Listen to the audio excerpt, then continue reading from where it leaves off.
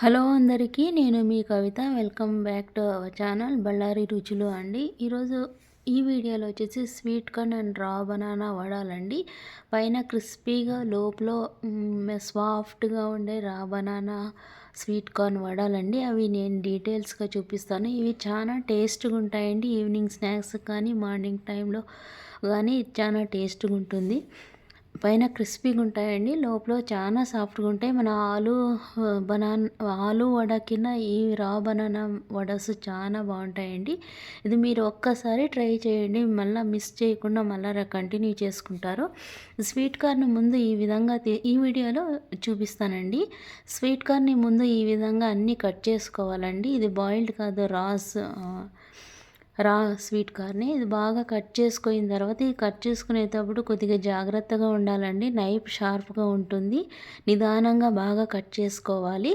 Cut చేసిన తర్వాత ఈ స్వీట్ కార్న్లో కూడా రిచ్ ఫైబర్ ఉంటుందండి, మంచి న్యూట్రిషన్ వాల్యూ ఉంటాయి స్వీట్ కార్న్లో.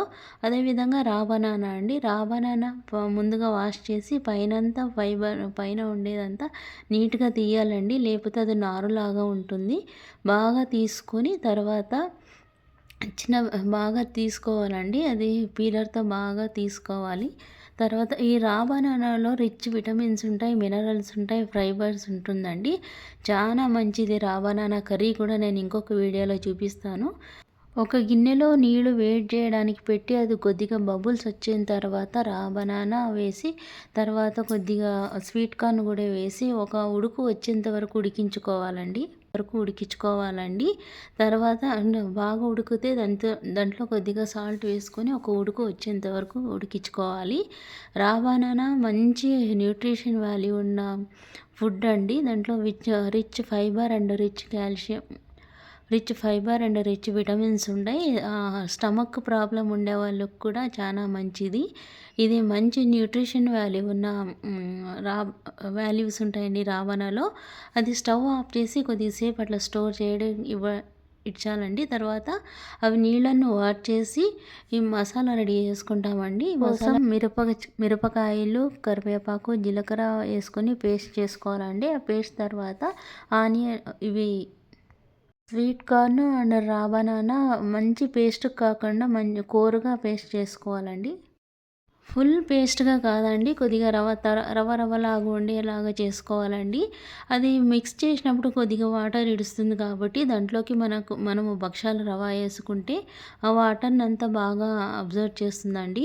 అది ఎంత వేసుకోవాలంటే మనం మసాలా వడ చేసే కాన్స్టెంట్ వచ్చేంత వరకు కొద్దిగా రవ్వ కానీ లేదా శనగపిండి లేదా బియ్యం పిండి చాయిస్ ఏదైనా వేసుకోవచ్చండి. అది వేసుకొని ఇంతవరకు ఇది బాగా వడ చేయడానికి రావడానికి వడ వడ చేసే వచ్చేంత వరకు కొద్దిగా పిండి మిక్స్ చేసుకుంటూ ఉండాలండి. మీరు ఈ వీడియో ఎక్కడో మిస్ చేయకుండా చూస్తే ప్రతి స్టెప్ నేను ఒక స్టెప్ బై స్టెప్ చెప్తా ఉంటాను.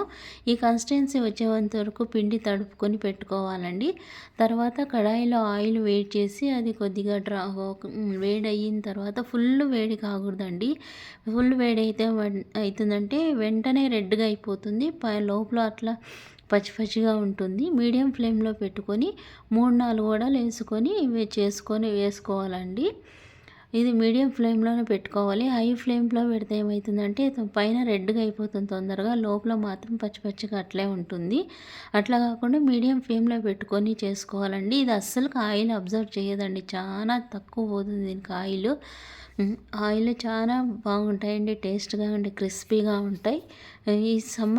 ఈ వింటర్ స్పెషల్లో స్పైసీగా వేడిగా తినాలనుకునే వాళ్ళు ఈ విధంగా ట్రై చేయొచ్చండి.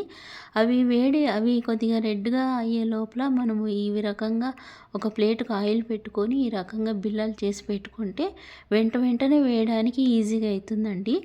మీకు ఈ వీడియో కనుక ఇష్టమైతే లైక్ చేయండి, సబ్స్క్రైబ్ చేయండి. మీరు ఎంత లైక్స్ చేస్తే మాకు అంత ఎంకరేజ్మెంట్ ఉంటుంది. అందుకోసం లైక్స్ చేస్తే మాకు చాలా అంటే ఎంతమంది ఇష్టపడుతున్నారని తెలుస్తుందండి. మసాలా వడలు మాత్రం చాలా బాగుంటాయండి. మీరు మిస్ చేయకుండా చేసుకొని చూడండి, ట్రై చేయండి ఒకసారి. ఆలుతో చేసేది వేరే ఉంటుందండి, రా బనానాతో చేసేది వేరే ఉంటుంది.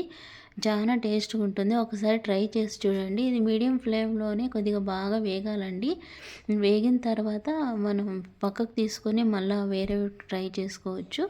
మీకు జనరల్‌గా ఎవరు రా బనానా వేసి ఈ రకంగా వీడియో చేసిండరండి. నేను ఇంతకుముందు కూడా చేస్తా ఉంటిని. ఇప్పుడు వీడియోస్ చేస్తున్నాను కాబట్టి వీడియో పెడదామని పెడుతున్నాను.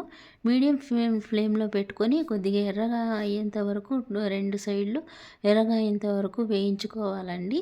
తర్వాత తీసి పక్కన పెట్టుకొని మళ్ళీ ఇంకొకసారి వేసుకోవచ్చు. ఇది వేడివేడిగా సర్వ్ చేసుకుంటే చాలా బాగుంటాయండి. పైన క్రిస్పీగా లోపల మెత్తగా చాలా బాగుంటుంది. దీంతో మనకు ఏ కాంబినేషన్‌గా ఉప్మా వడ కాంబినేషన్‌గా అయినా తీసుకోవచ్చు.